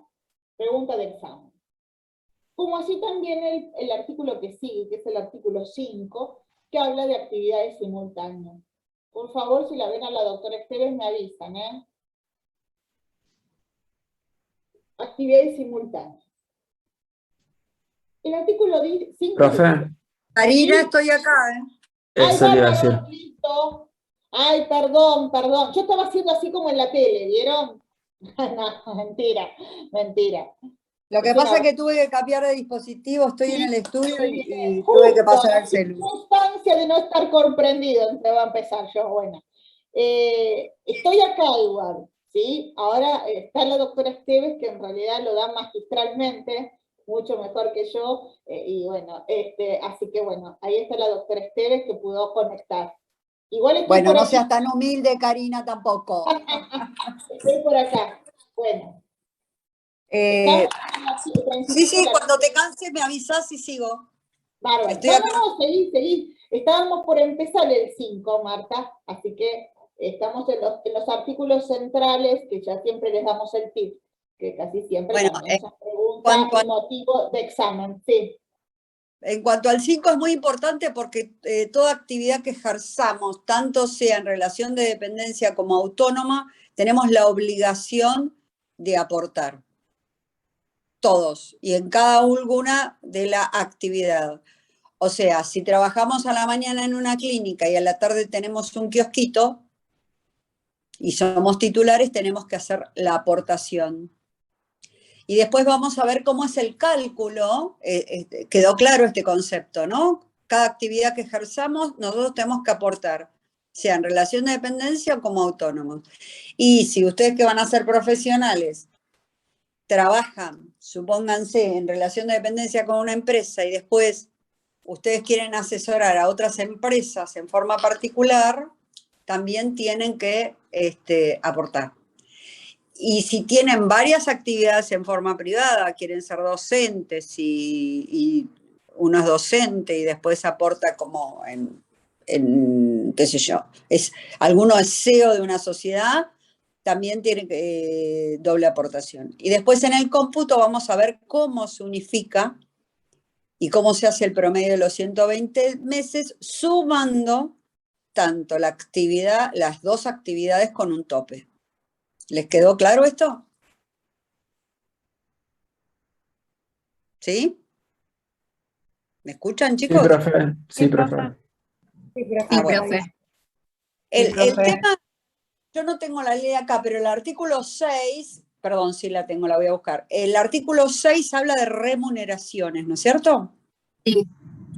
Bueno, yo los que les pido, y siempre lo sigo sosteniendo en años, y ustedes habrán escuchado en procesal, que los títulos de los artículos vehiculizan y los ubica a ustedes de qué estamos hablando. El tema de remuneración, alguno ahora lo va a leer, no es el mismo tema de remuneraciones porque ustedes laboral vieron, ¿no? Laboral vieron. Sí. Derecho laboral. Entonces, el derecho laboral, ¿qué dice? O sea, a mí me pagan por una contraprestación de ejercer un oficio o algo. Acá el tema de la remuneración tiene otro concepto. ¿Alguno lo quiere leer? Voy a buscar igual yo la ley, pero si alguno lo quiere empezar a leer.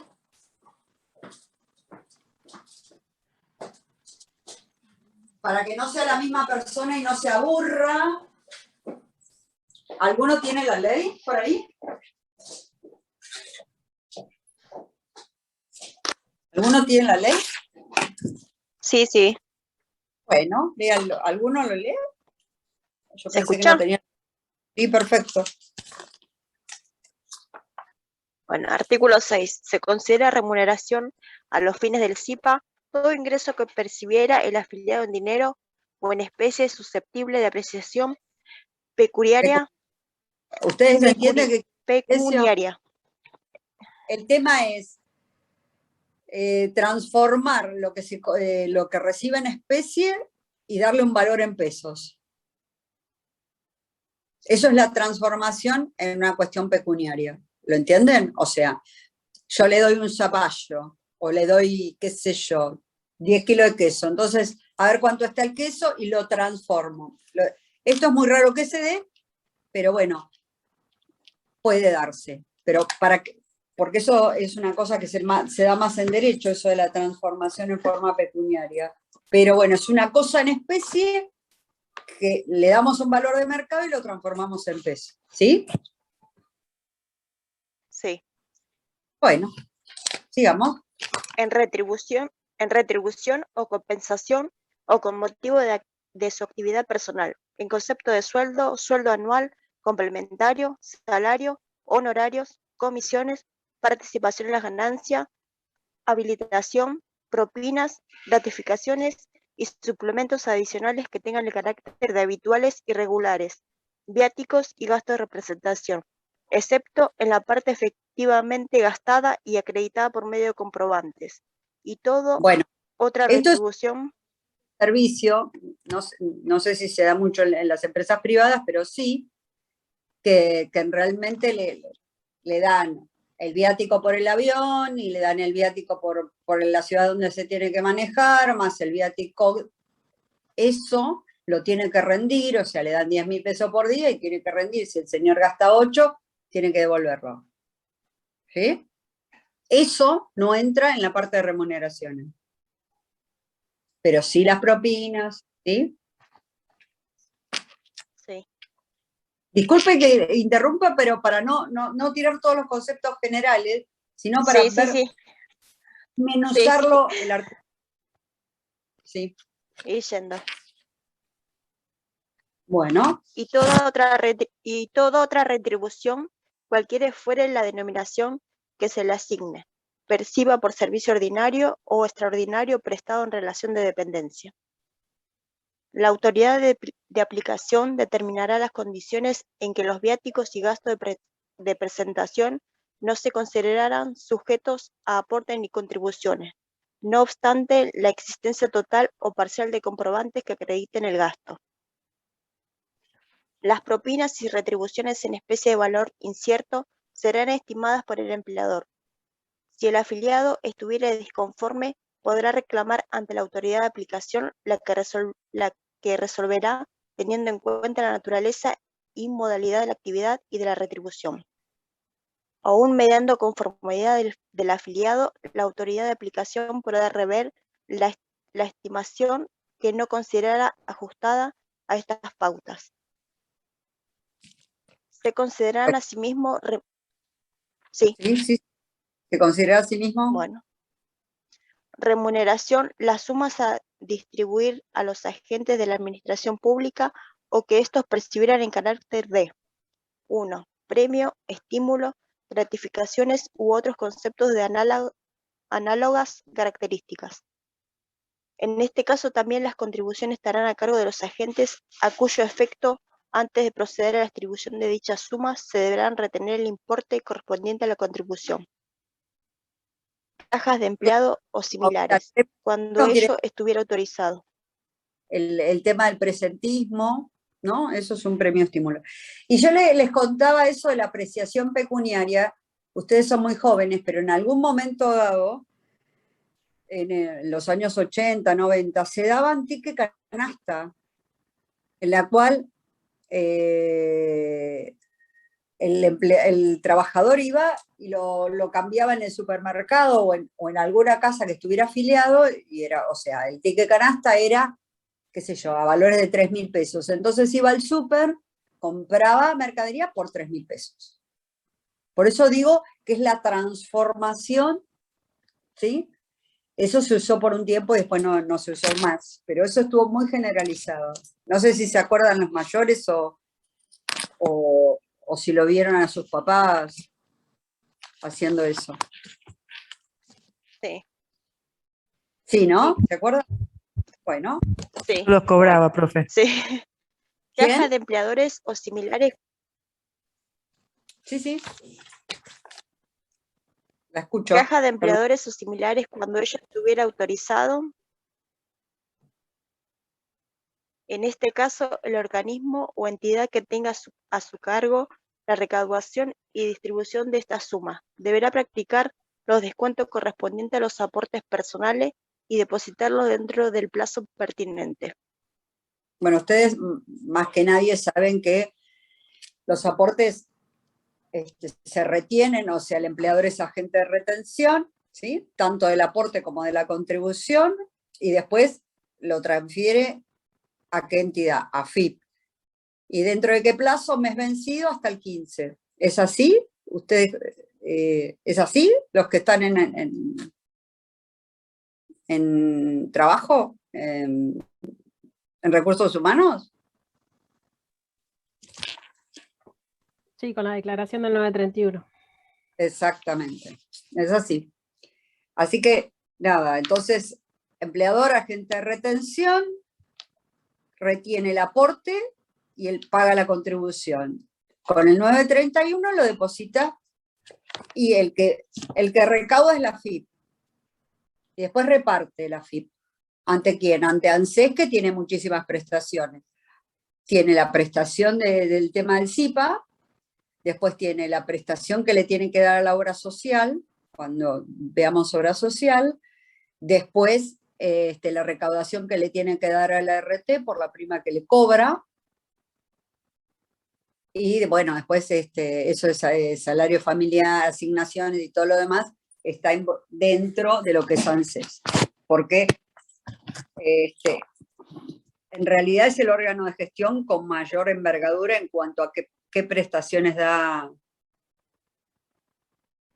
al habitante, ¿no? Al individuo. ¿Estamos de acuerdo con eso? Sí.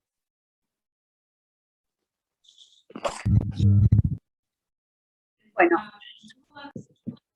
les cuento que ahora viene el artículo 8. Y el artículo 8 vienen dos artículos muy importantes, que son el artículo 8 y el artículo 9.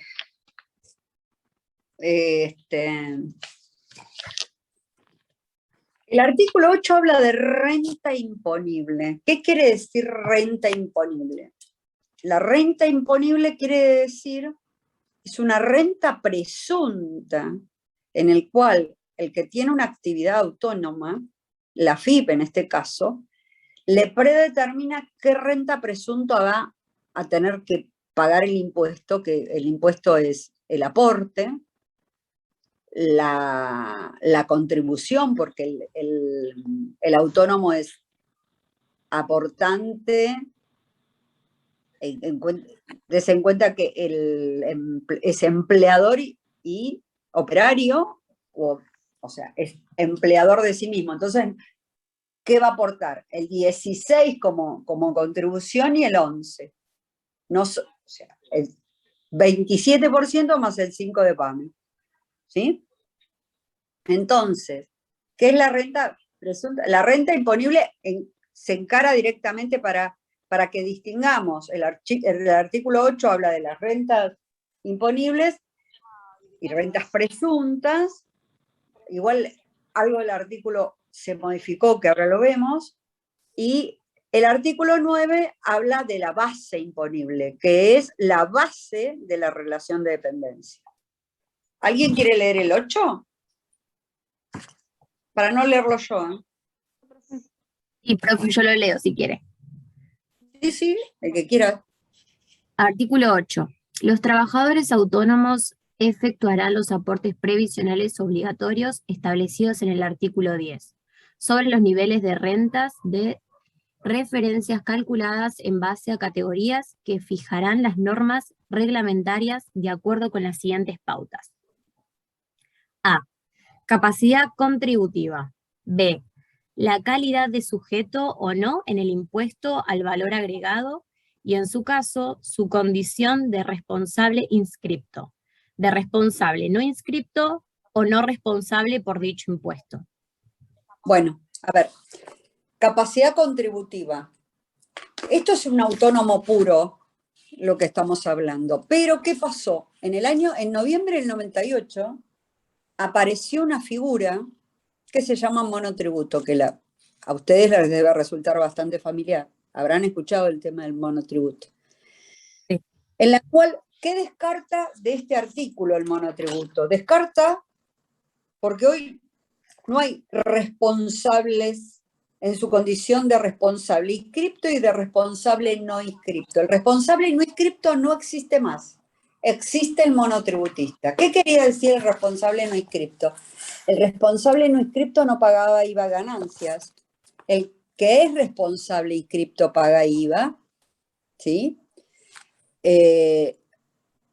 Monotributo tiene 5 o 6 categorías en la cual cuando uno llega a la última categoría, aunque sea por 3.000 pesos, la AFIP te manda derecho a ser responsable inscripto y a pagar el IVA, el 21%, lo cual es bastante complicado. Y si uno se quiere volver para atrás, si no se lo saca como como semestralmente lo hace con monotributo. Al tercer año de estar en IVA inscripto, recién podemos bajar a lo que es monotributo.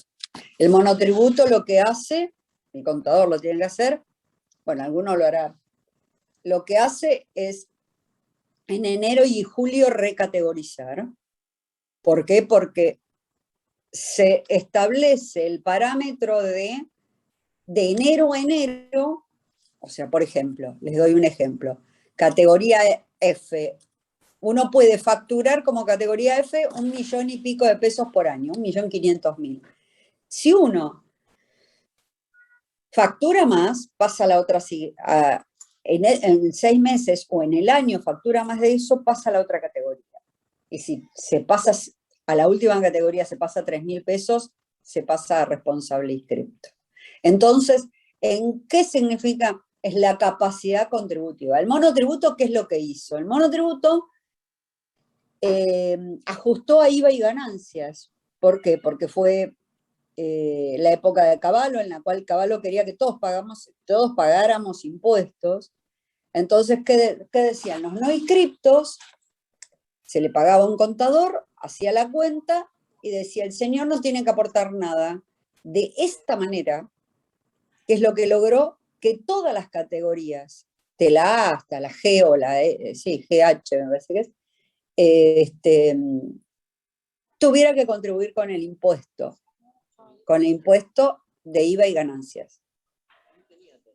¿Fui clara? ¿Entienden esta diferencia? Sí, profe. Bárbaro. Entonces, renta imponible, artículo 8, autónomos. Artículo 9, base imponible.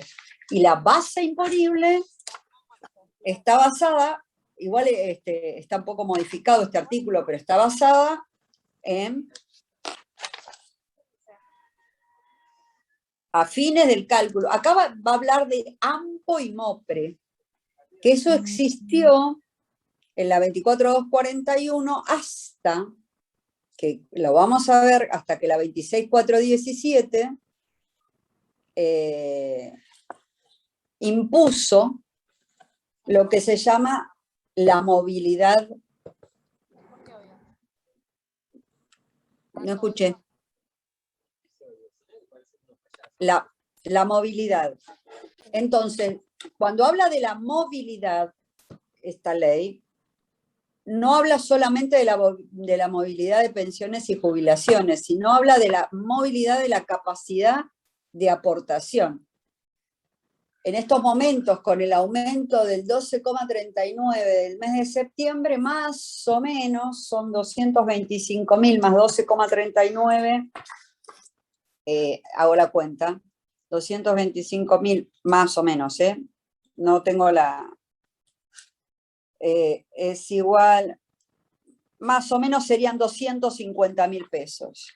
Entonces, esto corresponde y es un correlato a si un señor gana 400.000 pesos, si un señor gana 400.000 pesos,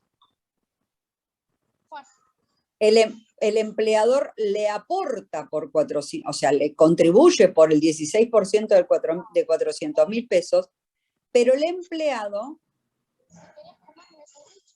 tiene que colaborar por los 250.000 pesos. O sea, ¿por qué se da esto? Se da esto porque hay una ley que es la 24463 que salió en el año 95, en la cual, ¿qué decía? Que había un correlato que nadie podía aportar más, porque acá hay una correlación entre el aporte y lo que va a cobrar como tope de jubilación. Hoy el tope de jubilación es más o menos 170.000 pesos. Entonces, tenemos un correlato, o sea, no pueden aportar más de 250.000 pesos, ¿por qué? Porque va a cobrar 177.000. Y la renta imponible, si ustedes ven en su, no sé si ustedes generaron su clave de seguridad social, que ahora la modificaron, ANSES la modificó con el trabajo, ahí van a ver lo que se aporte y qué es la renta imponible en el cual va a tomar el promedio para aportar, para liquidar la jubilación. ¿Soy clara? ¿Entienden? Si tienen dudas, pregunten, porque no es una cosa tan sencilla.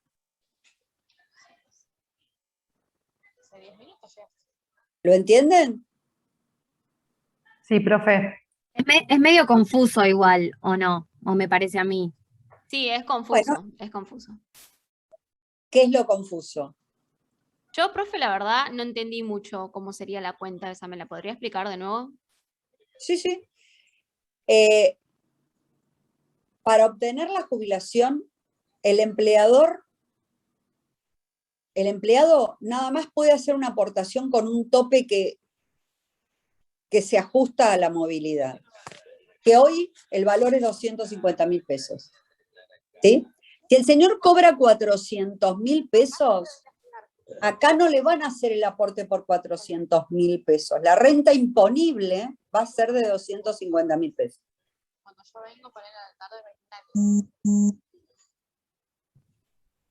¿Es claro esto? Sí, perfecto, Sí, perfecto. profe, Por lo menos sí. Pero el empleador hace la contribución por los 400.000 pesos.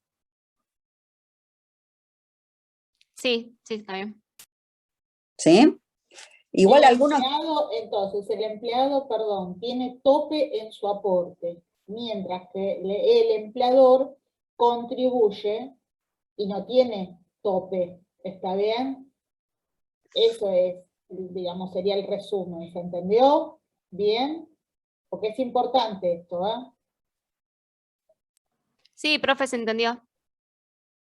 Bueno, a algunos les gustaría leer el artículo 9, porque en realidad el artículo 9 está con el AMPO, el MOPRE, pero en realidad no es el AMPO ni el MOPRE, sino en estos momentos, a partir de la ley 26417, después con las modificaciones de las leyes de movilidad, porque hubo dos leyes, o sea, en realidad hubo, digamos, tres, porque una es la 27426, después hubo un parate con la ley de emergencia, que durante un año hubo una ley de emergencia, y en enero de este año apareció la 27609. Pero eso fue constituyó para todas las leyes de movilidad con distintos nombres y números, fueron la base para que se modificaran los saberes jubilatorios y de pensión y también se modificaran las bases imponibles. ¿Fui clara?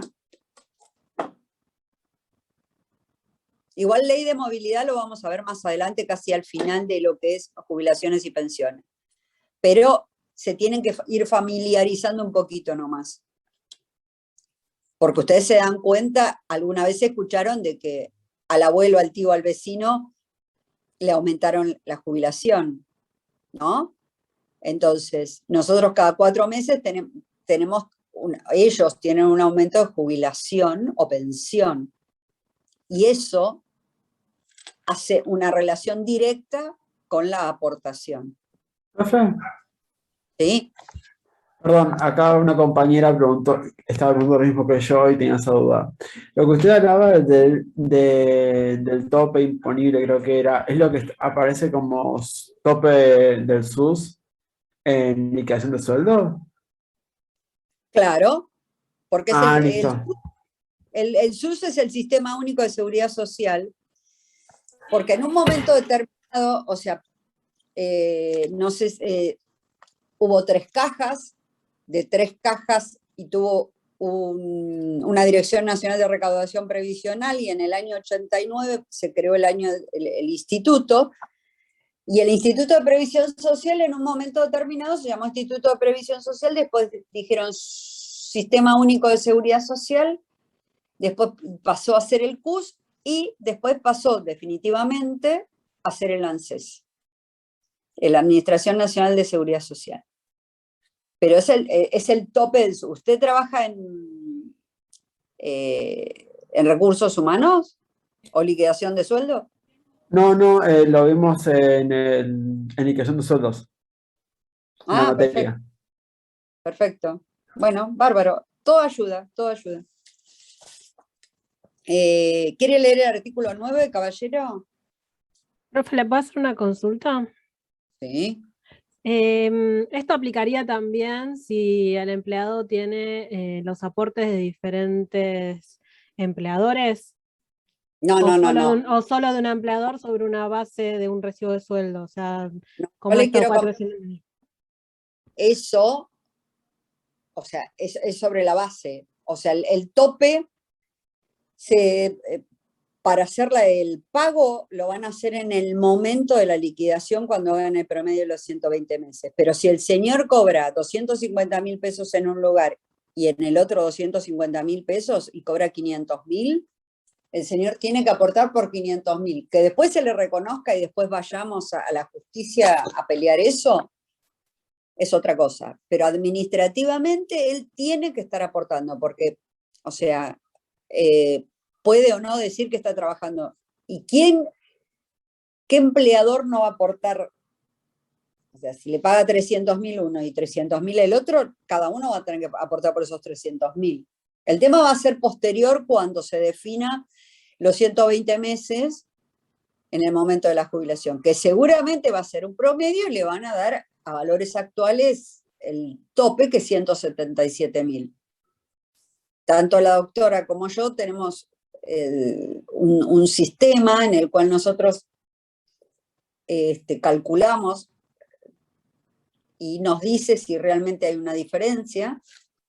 Administrativamente esto se llama reajuste, en algún momento también lo habrán escuchado. Si hay diferencia, administrativamente nosotros tenemos que agotar la vía y administrativamente nos dicen que no. Entonces, cuando veamos el artículo 24, ahí tenemos que ir a la justicia. Y en la justicia vamos a tener que decir, a ver, Juancito aportó por 500.000, pero le están pagando por 250.000 porque el tope es 177.000.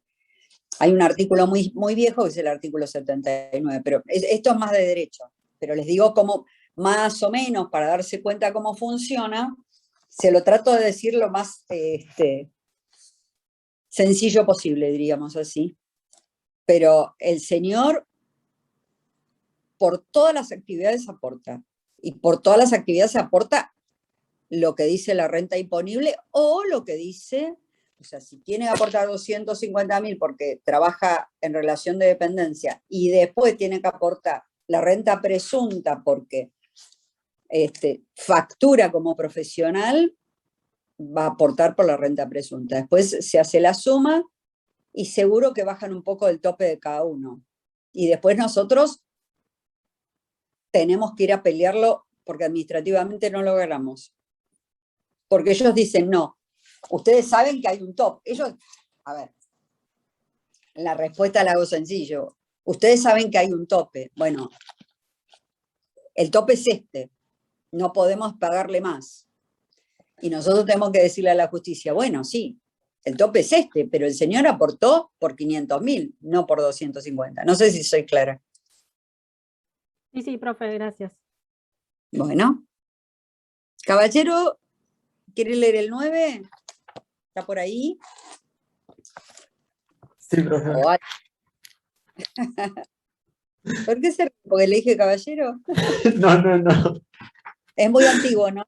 Pero bueno. No. Está bien. El 9, profe. Artículo 9.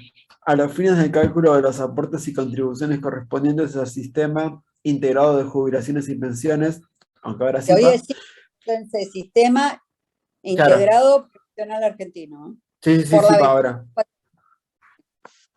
Sí. Las remuneraciones no podrán ser inferiores al importe equivalente a 3 veces el valor del módulo previsional, MOPRE, definido en el artículo 21. A su vez, a los fines exclusivamente del cálculo de los aportes previstos en los incisos A y C del artículo 10, la mencionada base imponible previsional tendrá un límite máximo equivalente a 75 veces el valor del módulo provisional MOPRE. Perfecto.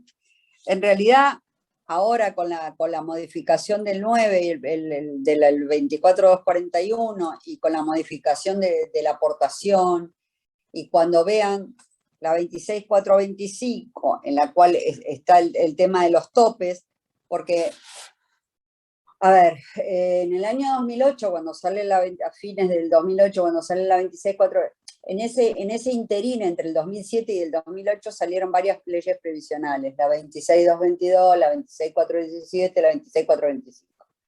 ¿Qué pasó con la 26425? Compulsivamente, la 26222 decía, bueno, el que está en capitalización puede pasarse a reparto. Tiene que mandar una carta de documento a la FJP, se pasaba a reparto. Obligatoriamente los que habían recaudado 13.000 pesos o tenían en la cuenta de capitalización individual 13.000 pesos, pasaban compulsivamente, directamente. Hubo gente que realmente cayó así como medio de casualidad porque el empleador tenía la misma RT que, o sea, por ejemplo, Consolidar, o tenía la misma RT o Provincia, que tenía la misma RT que la FJP, entonces caía. Durante el 2008, los que no se pasaron compulsivamente se pasan, excepto 2 o 3, pero eso lo vamos a ver más, 2 o 3, 1 diría yo, que es la gente que cobraba en renta vitalicia. Entonces, al pasarse, deja de existir como tal el AMPO y el MOPRE. Y ustedes van a ver cómo en un momento determinado lo vamos a comentar como que lo tienen que saber, pero lo tienen que saber y nada más, cómo se calculaba la PBU y ahora cómo se calcula la PBU. O sea, la PBU en su momento determinado se calculaba a través de un valor que fue el AMPO o el MOPRE, que eso determinaba según la recaudación de las AFJP, y la superintendencia destinaba en marzo y septiembre la modificación del AMPO y del MOPRE. Eso cayó absolutamente, entonces a partir del 2009, de marzo del 2009, empezó a ejercer esto de la movilidad en la 26417, con una base en la PBU de históricamente era 200 pesos hasta que se aplicó un caso que se llamaba Daro y la base fue 326 pesos. Y después, con todas las modificaciones de movilidad, hoy la movilidad, la PBU, la base de la PBU es 10.858 con 30 y pico de centavos. Que esa PBU la cobra la que cobra el haber mínimo garantizado, que se dice el 125, que es 25.922, como el haber máximo de 177.000. Después vemos cómo en cada uno influye la diferencia entre la PC y la PAP, que se va a calcular por los 120 meses y bueno, y algunas cosas más. Pero la PBU es íntegra y está para todos igual. Hoy 10.858, cuando vean algún recibo, que seguramente ahora un poquito más de interés de verle el recibo a la abuela, al tío, a la mamá o al papá, cuando empiecen a entender un poco esta materia, se van a dar cuenta. ¿Sí? Sí, Marta, habíamos ¿Ya hecho los aburrí? ¿Ya los aburrí? No, hicimos un pequeño recuento justamente y tomamos también en el financiamiento la clase pasada para contar experiencias. Ahí veo a Pilar, que justamente cuando hicimos de que copiamos el sistema de capitalización de Chile, también hizo una referencia que ahora aparece en pantalla con su bebita preciosa. Así que sí, hicimos como un pequeño pantallazo y explicamos. Llegamos hasta ahí. Hoy volví a retomar el tema de que las rentas vitalicias siguen atrapados en las compañías. Así que esta parte que te están escuchando, sí, ya un poquito la transitamos. Y Hay gente que cobra 60 pesos de renta, es un desastre. Claro, exactamente, muy injusto. Pero bueno, sí sirvió como para comenzar como haces vos, ¿viste? O sea, de hablar cómo llegamos a nuestros días, ¿no? Un poquito, ¿no? La seguridad social y cómo llega hasta nuestros días. Sí, seguro. ¿Cómo vienen con esto? ¿Entienden? Porque si les tiramos 25 artículos en un día, se van a querer matar. Entonces, yo diría que decís vos llegar hasta el 15, Cari. El 10 y el 11. Sí, en general hasta el 15, ¿por qué? No es casual, sino causal, como todas las cosas. Claro. Porque hasta el 15 tenemos la parte general, digamos, del articulado, y después ya ahí sí empezamos de lleno con cómo, qué es la jubilación, cuáles son los requisitos y demás. Sí, me parece perfecto. Sí. Bueno, tenemos, o sea, ustedes lo tienen que leer, pero más o menos entendieron esta sincronización de los artículos, ¿no? Más o menos, sí. Sí, profe. Perfecto. Sí. Artículo 10, ¿qué decía el artículo 10? El 11 es el porcentaje que ya hablamos. El artículo 10 habla de los aportes y contribuciones obligatorias, que se calcularán tomando como base las remuneraciones que dijimos, lo que está incluido y lo que está excluido. Lo que está excluido no entra y lo que está incluido entra. Y las referencias, que son el monotributo.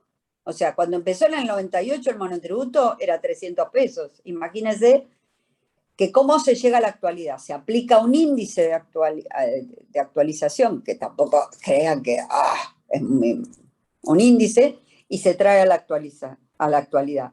Porque Profe, me quedó una duda. Perdón que la moleste. No, pero es de esto de ahora. Cuando te descuentan estos porcentajes, estas deducciones, que dice acá que es el 11% del trabajador, ¿no? En relación a la remuneración. ¿El 11% del neto o del bruto? No, del bruto. Del bruto. A ver, acá estamos hablando, supóngase, de un salario básico.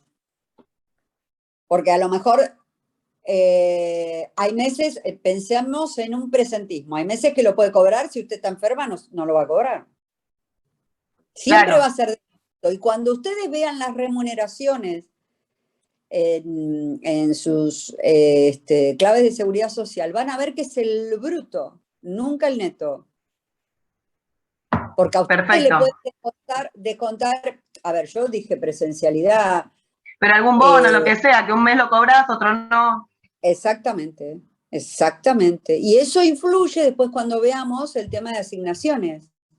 Porque, por ejemplo, los meses de aguinaldo, uno baja en la asignación. No es que la deja de percibir, excepto que sea millonario, pero si no, pasa a la categoría más inferior, porque tenemos la mitad de sueldo que es el aguinaldo. ¿Sí? Perfecto, profe, gracias. No, de nada. Entonces, aporte personal de los trabajadores, contribución a cargo de los empleadores y aporte personal del trabajador autónomo, porque en ese momento, en el 94, solamente había autónomos. Hoy autónomos y monotributistas. No es que nosotros le demos color, sino que la vida de 27 años de esta ley hace que agreguemos cosas, ¿sí?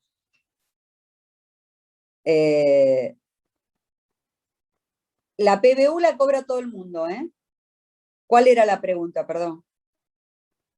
Sí, la cobra todo el mundo. El que cobra 25.922, que es el mínimo, a los 177.000. Hola, profe, yo la hice la pregunta porque me había quedado redactado medio extraño, entonces la volví a leer y como que no entendía de qué significa primero La PBU. prestación básica universal, que después la vamos a desarrollar, Valeria, Sí, perdóname, claro. está hoy, no importa, pesos más, pesos menos, pero bueno, Sí, sí, está sí. en 11.000 y pico, si ves los valores de septiembre, ¿sí? Sí. 11.853,33, pero va a ser un piso que va a formar parte de un combo que va a formar la jubilación. Es un piso mínimo al cual acceden las personas por tener la cantidad de años de servicios con aportes y edad jubilatoria, que lo vamos a explicar en la próxima clase.